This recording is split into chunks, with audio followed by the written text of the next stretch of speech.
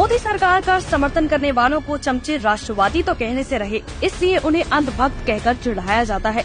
लेकिन अंधभक्ति क्या होती है, इसका सबसे बड़ा उदाहरण तो खुद चमचों की दादी इंदिरा थी, जिन्होंने अपनी अंधभक्ति के चलते एक योग गुरु को इतनी पावर दे दी कि उसने संवैधानिक और राजनीतिक अनुष्ठानों को ही पैरों तले रौंद दिया।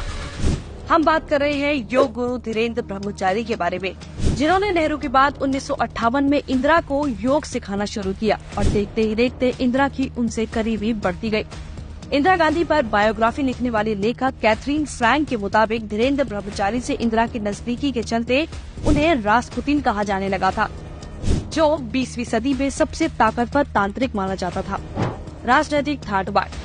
धीरेन्द्र ब्रह्मचारी इंदिरा गांधी के करीबी थे, ऐसे में उन्हें महंगी गाड़ियां, महंगे गिफ्ट मिलते रहते थे। दिल्ली के पॉश इलाके में धीरेन्द्र ब्रह्मचारी की अपनी कोठी थी, जिसमें बड़े बड़े नेताओं का आना जाना था। उनके पास 4 सीटर सेसना, 19 सीटर डॉनियर और मॉल 5 विमान थे, जिससे वो पेरिस, रोम जाते थे। अपर्णा नाम की एयर टैक्सी सर्विस को खास लोगों को किराए पर देते थे। शाह कमीशन की रिपोर्ट के मुताबिक उनका एक एयरक्राफ्ट इंदिरा गांधी के चुनावी क्षेत्र रायबरेली 18 बार गया। इसके अलावा पालन के पास सिलकोरा में उनका अपना प्राइवेट हैंगर था। कटरा और मानतलाई में निजी हेलीपैड और हवाई पट्टियां थी। क्या आप सोच सकते हैं कि उस जमाने में एक योगी बाबा के पास इतनी धन दौलत और पावर कहां से आई, जबकि आज भी अडानी अंबानी के पास अपनी खुद की हवाई पट्टी नहीं है।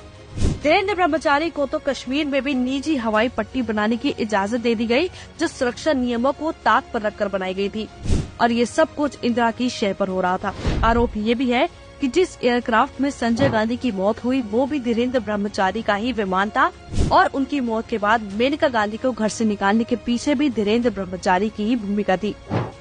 राजनीतिक पावर। लेखक मनीषा की किताब profile of Indian prime minister के मुताबिक जब आई.के. गुजराल आवास राज्य मंत्री थे, तब धीरेन्द्र ब्रह्मचारी ने सरकारी जमीन की मांग की थी और गुजराल के इनकार करने पर उनको पद से हटाने की धमकी दी और फिर उनका तबादला कर दिया और उनकी जगह कहना मानने वाले मंत्री ढूंढ लिए गए। 1963 तत्कालीन शिक्षा मंत्री के.एल. शामली द्वारा धीरेन्द्र ब्रह्मचारी से अनुदान की ऑडिट रिपोर्ट मांगने पर उन्हें मंत्रिमंडल से ही बाहर कर दिया गया था।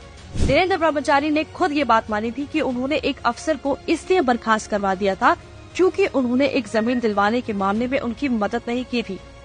उनका ये दबदबा 1983 तक कायम रहा, लेकिन उसके बाद उन पर विदेशी बंदूकों की स्मगलिंग का आरोप लगा। उन्हें बेल तो मिल गई, लेकिन राजनीति में पकड़ कमजोर होती गई। यानी इंदिरा गांधी ने सत्ता का हर तरीके से दुरुपयोग किया और एक सन्यासी को इतना पावरफुल बना दिया, लेकिन कोई इस बारे में मुंह से एक शब्द नहीं निकालता। इसलिए दूसरों पर सवाल उठाने से पहले कांग्रेस को अपने इतिहास को जानने की जरूरत है।